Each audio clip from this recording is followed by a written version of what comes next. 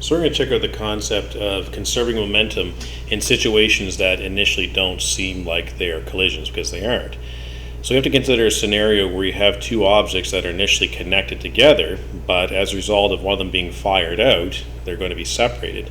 And in those situations, momentum is still conserved.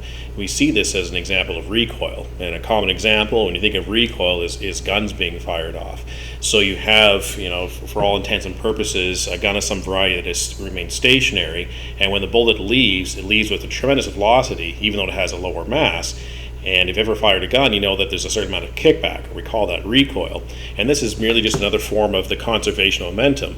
So if we analyze the equation that we've dealt with so far, which is the momentum of object A expressed as MAVA, and object B, MBVB, and we'll put it as the after, MAVA prime and MBVB prime. It's a standard conservation of momentum equation.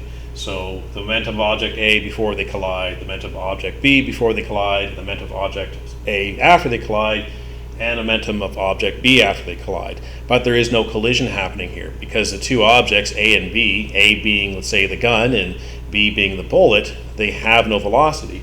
And if you have a zero velocity for VA and you have a zero velocity for VB, the entire left-hand side is going to be zero, which means that all momentum is contained here on the right-hand side of the equation. And these two momenta, both for the object A and object B, must be equal, because if I make this 0 and that 0, then we just have 0 equals MAVA prime plus MBVB prime.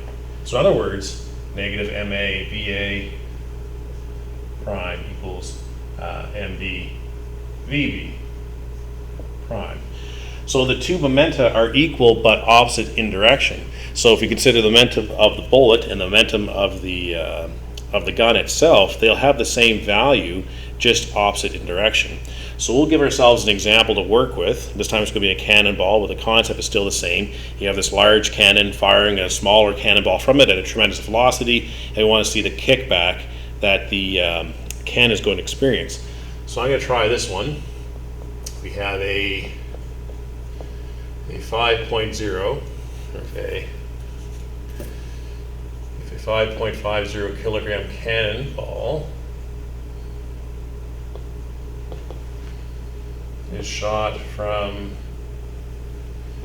a, let's see, what mass do I have, 215 kilogram cannon at 150.0 meters per second. What recoil?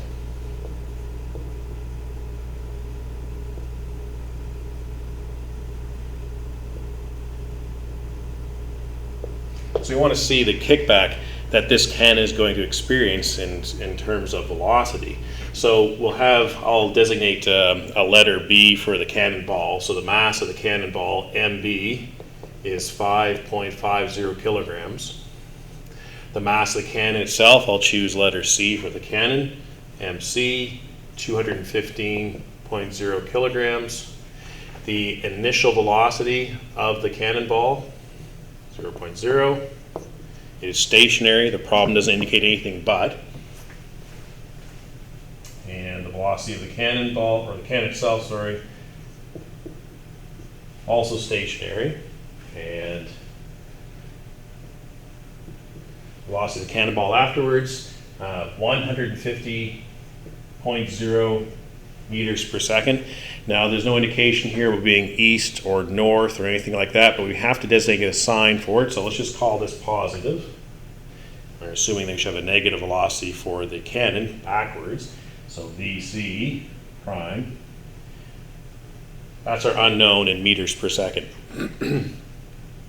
So I'm going to set up the equation MBVB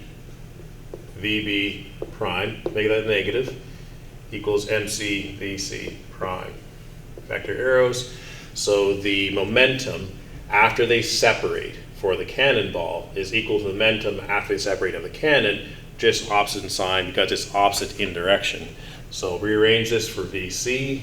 VC prime equals negative MB VB prime over MC. So I just divide it by the mass of the cannonball. I rearrange now for the velocity of the cannon after they separate. I plug my numbers in, negative 5.50 kilograms times the positive 150.0 meters per second, divided by 215 kilograms. And that's going to give us a value of negative 3.84 meters per second. Just checking the sig figs 3 and 4 and 4. So we have 3 sig figs in our answer. That's how fast the cannon should kick back. That's its recoil.